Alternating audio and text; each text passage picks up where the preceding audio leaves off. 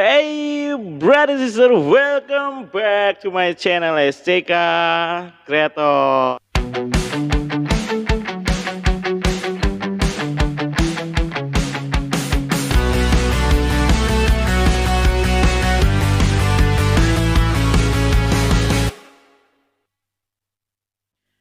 Assalamualaikum warahmatullahi wabarakatuh. Semuanya apa kabar? Semoga kalian di sana diberikan kemudahan, dilancarkan rezekinya dan semoga terus berbahagia selalu. Dan alhamdulillah kali ini mungkin ada tamu yang luar biasa yang sangat terhormat juga. Tapi sebelumnya saya tuh pengen tahu dan karena sebelumnya juga saya belum mengenal sepenuhnya dan itu perlu mungkin bagi rekan-rekan juga semua pernah lihat tapi kok saya nggak tahu nih latar belakang seperti apa. Tapi sebelum-sebelumnya mungkin sama orang tuanya saya kenal. Assalamualaikum Pak nih. Apa kabar? Dulu beliau itu saya sejak SMP SMP belajar SMP, gitu iya, ya. betul betul. Tapi sebelumnya kita kenalin dulu Pak Abid Oke, Ubaidillah. Selamat salam. malam Pak. Selamat malam, alhamdulillah. Sehat Ya, sehat ya, sehat. ya. Pak Abid ini mungkin adalah gen milenial lah kalau Gen milenial. dilihatnya. Milenial ini kenapa? Dia mungkin kelihatlah jiwa-jiwa muda yang mungkin multi talenta apa ya namanya ya, punya karakteristik juga gitu. Tapi syukurnya bisa hadir di sini saya pengen tahu semuanya loh gitu. Boleh nggak kira-kiranya Boleh loh? boleh boleh Dari boleh. mungkin dari bawah, pertengahan, riwayat pokoknya ceritain lah. Biar saya tahu, biar semuanya tahu juga seperti itu mungkin ya. Oke oke, siap Dan siap. nanti juga akan apa namanya ya, kita ngobrol lebih jauh lagi tentang Mhm, apa yang mau dibahas seperti oke, itu. Tapi siap. perkenalin dulu sebentar mungkin Pak. Oke, langsung perkenalan? Iya, Kak, Baik, bener. iya, izin memperkenalkan diri, nama Abid Ubaidillah, kalau asal dari Desa Cisetu, Kecamatan Raja Galuh. Kebetulan tadi sempat disebutkan oleh Kang Nata, atau siapa saya sebutnya, Kang? Sama aja Sama aja ya? ya. Bang Nata, menyebutkan kalau beliau kenal dengan ayah saya. Kebetulan orang tua saya dulu jadi guru di SMP 1 Raja Galuh. Alhamdulillah dari mulai masuk sampai dengan pensiun kalau nggak salah jadi wakil kepala sekolah, Oh kalau nggak gitu ya. salah. Dan dikenal sama murid-muridnya paling luar biasa disiplin gitu ya. Disiplin banget tuh. Saya masih Paling ingat luar tuh. biasa disiplin, rata-rata ingat gitu ya. Dan alhamdulillah tahun kemarin baru pensiun tahun 2022, itu ayah saya Pak Haji Salam, biasanya kalau di sekolah kadang disebut Pak Elem biasanya kalau Iya, sama film murid-murid ya. ya. Semoga panjang umur, Pak. Amin amin amin. Itu kalau ayah saya. Kalau ibu kebetulan, saat ini, meneruskan usaha punya almarhum kakek saya. Jadi biasanya kalau para petani, bapak-bapak, ibu-ibu, nenek-nenek yang sudah tua itu pada kenal dengan kakek dulu almarhum Pak Haji Mulas gitu ya. Dan Mmm, sekarang ibu saya melanjutkan usaha di bidang pertanian atau menjual obat-obatan pertanian, saprotan lah, mhm di mhm. Raja Galuh, di ruko, di terminal sama terminal Gunung. Itu kalau sekilas tentang perihal saya pribadi gitu ya. Kalau Mhm yang mhm. lainnya nggak tahu nih apa yang mau kita gali.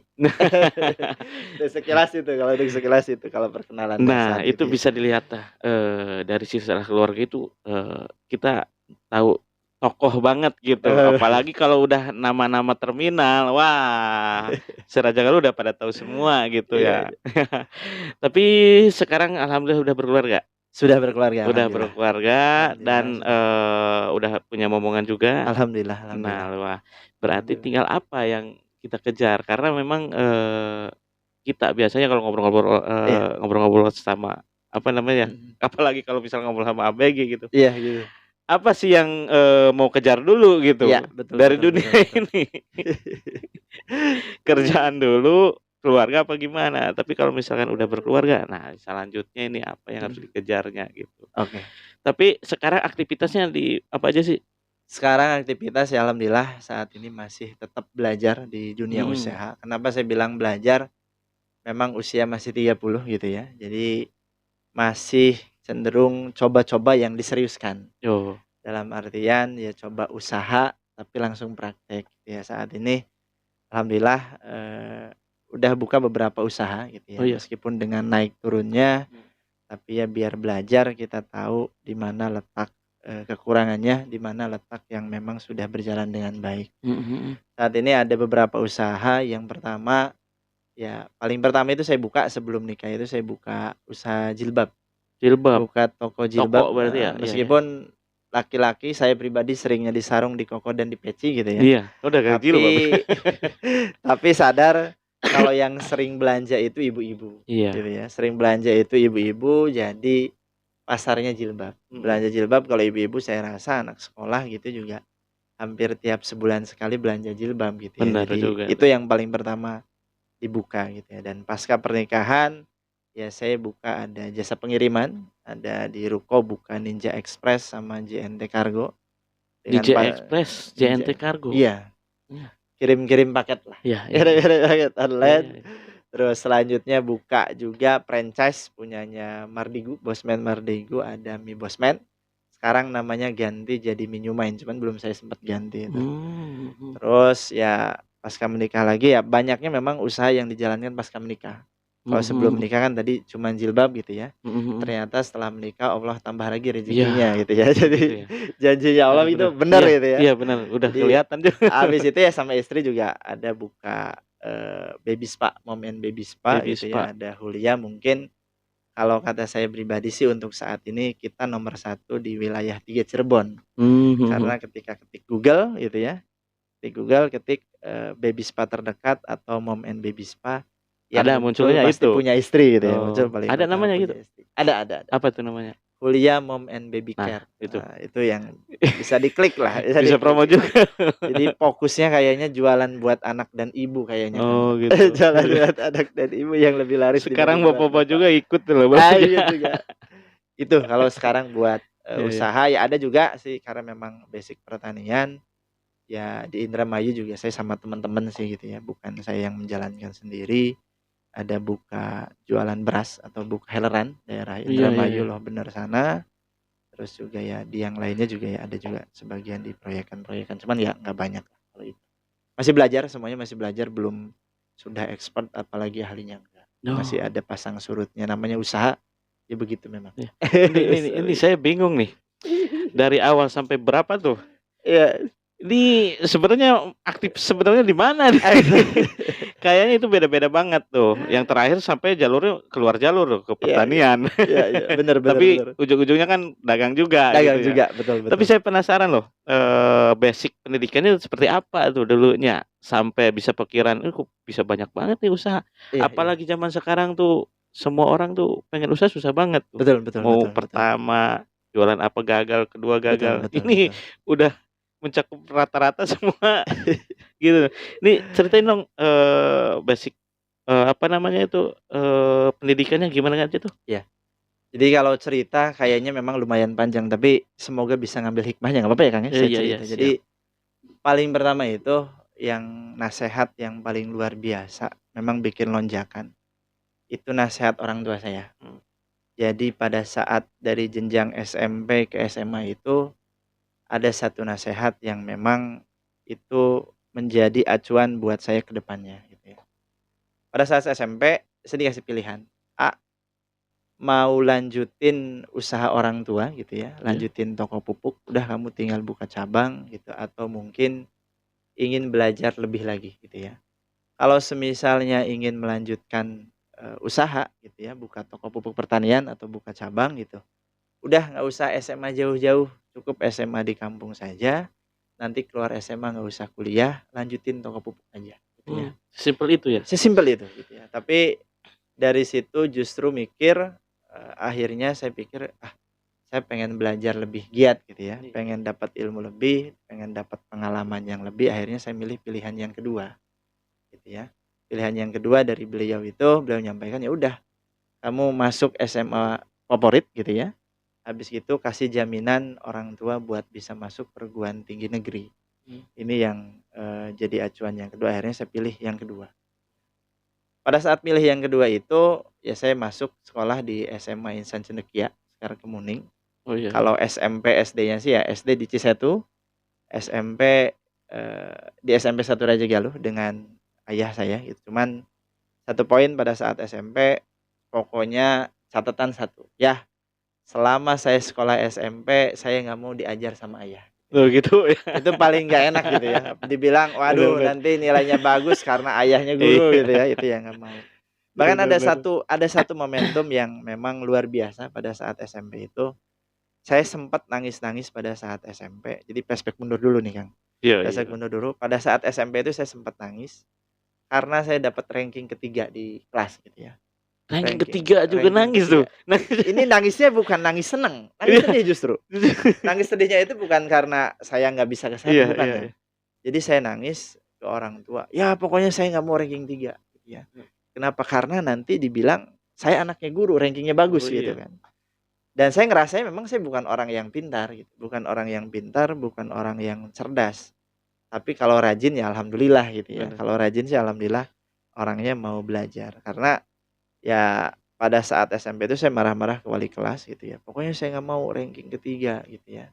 Karena nanti bakal disangka ranking ketiga saya karena ada ayah saya. Iya. Karena ya saya ngerasa saya nggak pintar gitu. Saya nggak Iya. ngerasa nggak pintar ya cerdas, tapi diperlihatkanlah sama wali kelas saya, ada Bu Omah waktu itu, Oh iya iya semoga iya beliau tahu. dikasih kesehatan karena memang sempat kemarin ini beliau sempat sakit ya kan.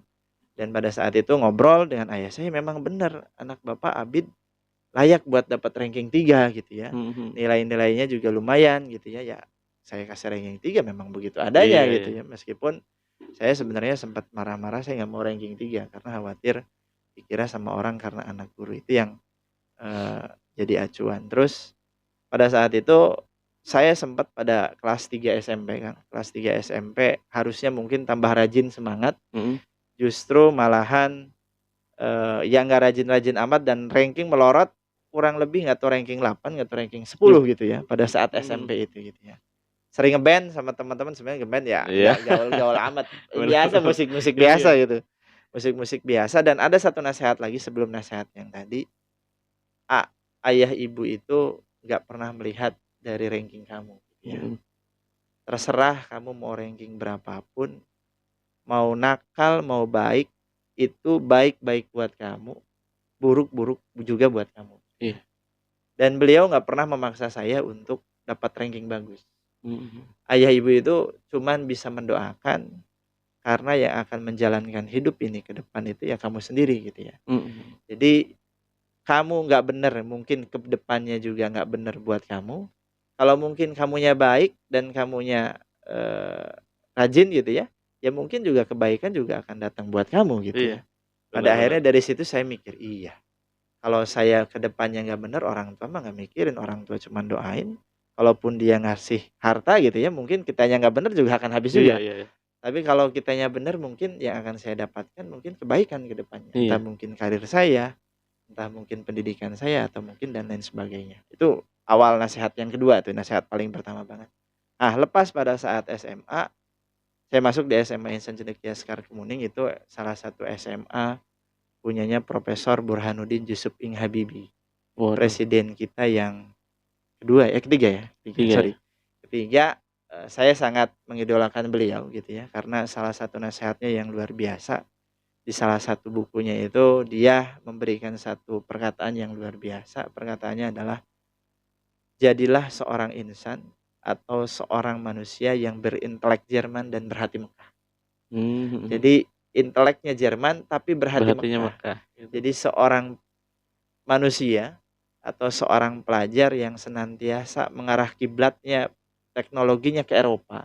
Iya. Karena pada waktu itu B.J. Habibie kuliah di sana gitu ya, dapat Iya. lisensi ketahanan untuk terbang di sekian tinggi, olah-alik pesawat terbang, tapi tetap jangan sampai lupakan Iya. Allah, Bener. maksudnya itu gitu ya. Mhm. Dan itu akhirnya yang jadi acuan saya kenapa saya sekolah di sana gitu ya. Memang sekolah itu lebih ke sekolah sains, fokus di sekolah sains dan khusus IPA. Alhamdulillah selama SMA saya masuk 10 besar. Wah. Tapi karena memang sekelasnya cuma 11, Kang. Tuh.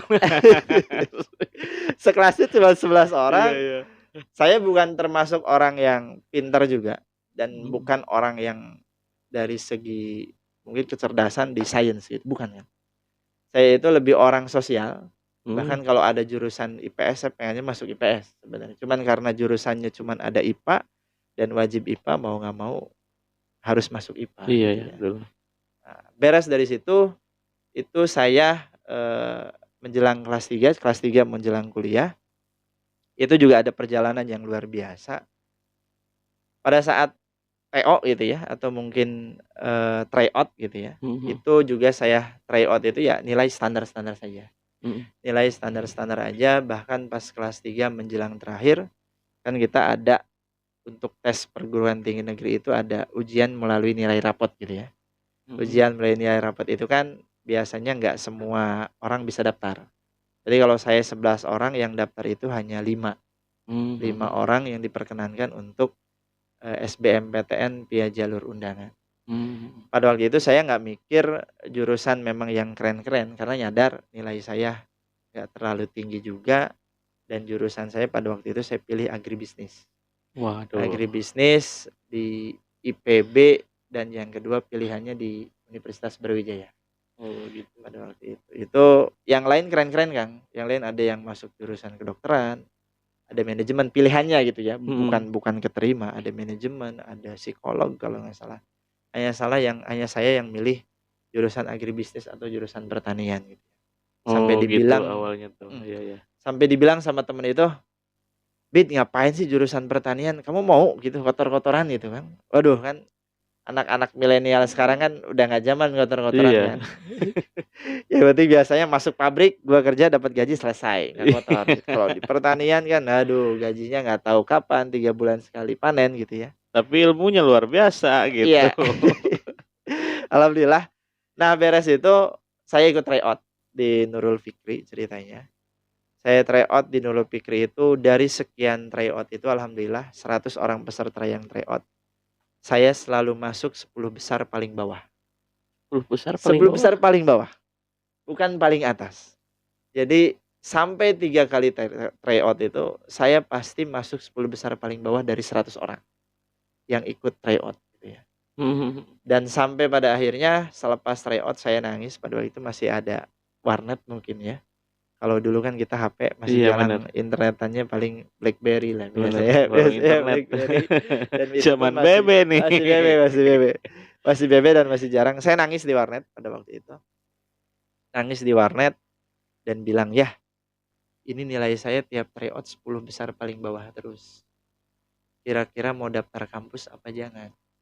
Mmm, Orang tua bilang, "Jangan." Waduh, kok pede banget jangan. Tryout saya aja jelek gitu kan. Terus juga nilai saya juga nggak bagus-bagus amat gitu, tapi orang tua dengan pedenya dia bilang, "Udah jangan, kita nunggu hasil pengumuman dari SBMPTN undangan itu," gitu ya. oh gitu. Itu nangis saya di warnet, nangis, "Ya Allah ini gimana nilai saya?" Padahal kan saya udah bikin kesepakatan di awal, saya masuk sekolah favorit, SMA favorit, dan saya harus beri garansi orang tua saya masuk perguruan tinggi negeri kan. Mhm mhm. Wah itu beban yang luar biasa. Itu udah dikonsep dari awal itu Udah konsep sebenarnya? dari awal, padahal nggak kepikiran ya kan itu bukan kita yang menentukan, tapi kan Iya. Allah yang nentuin gitu kan Mhm. jalannya gitu. Selepas dari situ, ya kita menunggu restunya dari orang tua memang begitu dan menunggu hasil pengumuman qadarullah ternyata memang ridhonya orang tua itu benar dan pada waktu itu saya, diterima di perguruan tinggi negeri di Universitas Brawijaya jurusan Fakultas Pertanian, jurusan agribisnis, Mmm, program studi agribisnis. Itu mhm yang mhm.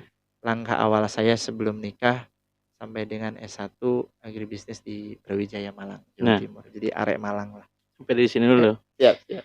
Kenapa sih ke jurusan pertanian loh? Iya, jadi saya pikir hidup ini tidak lepas dari yang namanya pertanian, dunia pertanian gitu ya. Dan pada waktu itu memang saya pikir, sekarang apa sih produk apa yang memang tidak berasal dari pertanian? Mmm, Kalau saya ngambil jurusan manajemen, ahlinya saya hanya sebatas ekonomi akuntansinya saja. Tapi kalau saya ngambil agribisnis, khususnya memang di pemasaran pertanian, iya ekonominya saya dapat, tapi saya dapat spesialisasi pertaniannya. Itu iya yang iya. pertama. Yang kedua, pertanian ini merupakan masa depan. Mmm, Pangan, perikanan, peternakan, dan pertanian ini tidak akan habis dimakan zaman. mhm. Karena pasti manusia, makhluk hidup terutama, tidak akan pernah lepas dari yang namanya pangan. Itu. Gitu-gitu ya. Tapi setuju nggak zaman sekarang nih kalau Ya, dilihat, anak muda sekarang jauh kan dari pertanian gitu. setuju. Nah, nanti gimana ke depannya? Saya pikir gini nih, Kalau orang tua yang mungkin ngajarin anak itu tani, bisa tandur, bisa apa ya, Ya, mungkin ke depan, jasa tani itu mahal kali ya? Soalnya langka kali ya? betul betul. Bener nggak sih? Jadi pekerjaan pertanian itu yang paling dihargai itu, ya kalau untuk saat ini kemarin saya Iya, baca-baca itu literatur ya di Jepang dan Thailand. Bang Di Thailand. Thailand itu produk-produk hasil pertanian di Thailand itu ketika kita masuk hotel, dia bangga mempersembahkan produk buah-buahan yang dari Thailandnya. Dan bahkan gaji tertinggi di Jepang itu ya tenaga pertanian, Oh gitu. petani gitu yang paling tinggi, dia bangga dengan pekerjaan petaninya gitu ya. Kebalik dengan di Indonesia yang saat ini memang sangat, minim regenerasi gitu ya, Mhm mhm. terutama di anak muda dan juga buruh jasa bertani itu sangat rendah. Iya, nanti siapa penerusnya loh kita Nah, yang bingung. memang yang harus kita tingkatkan saat ini selain daripada memang harus ada regenerasi, yang kedua harus ada mulai dengan penggunaan teknologi-teknologi kekinian. Iya iya. Dan tentunya harga-harga pangan bukan berarti saya mendukung harga pangan naik ya. Mhm Seperti mhm. sekarang kan beras sudah nyampe 15.000 luar Wah, biasa ada yang gitu kan. 16 ya lima kemarin tuh. belas ribu ya, sampai lebih ya? Sampai lebih, tapi justru saya sepakat ketika memang pangan ini dinaikkan, dengan catatan harga gabah dari petani juga bisa tinggi gitu ya. Mhm mhm. Bisa tinggi, jangan sampai, harga jualnya tinggi, harga gabah tetap segitu, sedangkan gaji-gaji kita yang kerja gitu, para pekerja juga UMR, UMK-nya nggak naik-naik, ini bahaya Iya, bahaya juga gitu. bener ya. Ini yang perlu kita atasi, bagaimana kita menghargai produk lokal, terutama produk-produk pertanian dan juga peternakan dan juga perikanan, itu yang harus kita perhatikan. Mmm, Kalau petani, peternak dan juga perikanan itu kita angkat gitu ya, produk dan juga tenaga kerjanya, saya yakin Indonesia itu kaya akan alam. mhm, Agraria, kan dikenal dengan, iya agrarianya yang luar biasa gitu. Itu yang jadi, cita-cita saya kenapa saya ingin masuk jurusan agribisnis. Nah iya gitu ya. nah, tapi kebanyakannya nih, Pak, kalau misalkan ini sebenarnya pertanyaan nanti nih. Oh gitu. Gak apa-apa gak apa-apa. Iya, jadi gimana sih caranya gitu meregenerasi, apa, eee, anak muda kita lah. Mhm. Saya juga pernah nih, pernah Mhm. ngerasain apa namanya, yang namanya macul di sawah loh Iya seharian, iya iya. kayak gimana luar biasa panas capeknya, ngarit aja juga tuh. Iya iya iya. Kayaknya ini kalau misalkan, zaman-zaman sekarang itu udah nggak mau banget tuh. Udah jarang, betul Makanya betul, orang tua udah tuh jarang. ini mau, eee, apa, yang mau beli jasanya ke siapa, apalagi yang sekarang-sekarang udah pada tua semua, Iya, kalau udah nggak ada, mhm nih gimana nih cara punya mhm. konsep apa gitu? Iya. Jadi saat ini memang anak-anak muda sangat dikit sekali untuk terjun langsung ke lapangan. Bagaimana kita mengkombinasikan antara pertanian konvensional Mhm dengan pertanian modern gitu ya. mhm mhm. Entah mungkin berbasis teknologi atau mungkin kalau dari segi pemasarannya berbasis online gitu ya.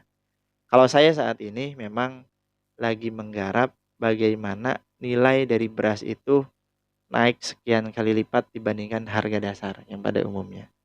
Saat ini saya lagi mengembangkan gitu ya dengan teman-teman yang lain, belajar juga dari yang lain untuk menanam beras organik gitu ya. Jadi Oh, anak-anak muda harus kita sadarkan bahwasannya pertanian ini masa depan. mhm Dan kalau kita berpikir bahwasannya pertanian ini kotor gitu ya, dengan gaji atau mungkin pendapatan yang sedikit, itu kita harus bisa buktikan dulu gitu ya. mhm. Mereka kan berpikirnya, da urang jadi Sunda keluar jadi Iya, ya kita kerja dengan bapak atau mungkin dengan orang jadi buruh tani gitu ya. Udah memang capek gitu ya, kotor-kotoran, sedangkan gaji tidak seberapa dari pagi iya, sampai sore. itu Itu yang nilainya. dirasain sama mereka. Tapi sekarang saya cek itu hampir setengah hari, nggak sampai 1 hari, buat sehari ada yang dikasih sampai 125 bahkan 130 ribu untuk 1 hari kerja, tandur atau mungkin, apa namanya, panen gitu ya. Itu udah sekarang udah tinggi sih, hanya ya ini bagaimana mengubah mindset, untuk bisa bangga menjadi seorang petani ini yang harus kita tumbuhkan. Itu ada dilema enggak sih, ke orang-orang yang berjualan sama orang petani kan pasti beda tuh. Iya Orang petani pengennya, "Ini harus naik dong, kita kerja capek." iya Kalau iya. yang dagang, iya, gimana pengennya murah Oh gitu. iya, betul betul betul. Nah kayak gitu tuh. Ada kendala-kendala yang kayak gitu? Jadi memang kalau saya pengennya gitu ya, ada penetapan harga dasar. Dalam Heeh, artian kan gabah kadang ya ini memang sifatnya pasar begitu, ketika memang barang langka harga tinggi gitu ya, iya iya. ketika barang banyak harga murah gitu ya, Iya, dan itu juga akan menyesuaikan dengan harga jual. Memang yang paling baik ya saat ini juga pemerintah menyiapkan sistem resi gudang kalau buat padi gitu ya. Jadi si padi ini bisa dulu untuk dititipkan di gudang gitu ya, di gudang beras Heleran gitu ya yang punya pemerintah, untuk diberikan dulu modal buat, usaha taninya, habis itu ketika harganya tinggi itu baru bisa dijual, itu balik lagi ke zaman biasanya. dulu kayak gitu? Ya Ada nabung gitu ada ya? begitu ada begitu. Heeh, Ada begitu juga, cuman ya saat ini memang yang paling baik, bagaimana pemerintah bisa mengatur antara harga gabah di petani itu mhm mhm. berapa, dan harga jual. Sehingga yang paling baik juga adalah memangkas rantai pasar. Karena kenapa harga gabah bisa rendah banget, karena ada peran tengkulak. Mmm, Tapi ini pun tidak bisa dihilangkan begitu saja. iya iya bener. Tengkulak juga itu jadi pahlawan bagi para petani karena tengkulak bisa memberikan modal lebih awal Iya iya. dibandingkan pemerintah gitu. Iya Jadi iya. saya lagi butuh nih, saya butuh buat Iya penanaman bener. selanjutnya. Saya minta modal, udah harga nggak apa-apa kasih berapa, yang penting cepetan beli gabah saya. Itu yang jadi memang permasalahan ini harus dibahas satu episode kayaknya lagi Iya dari iya satu bener. pertanian.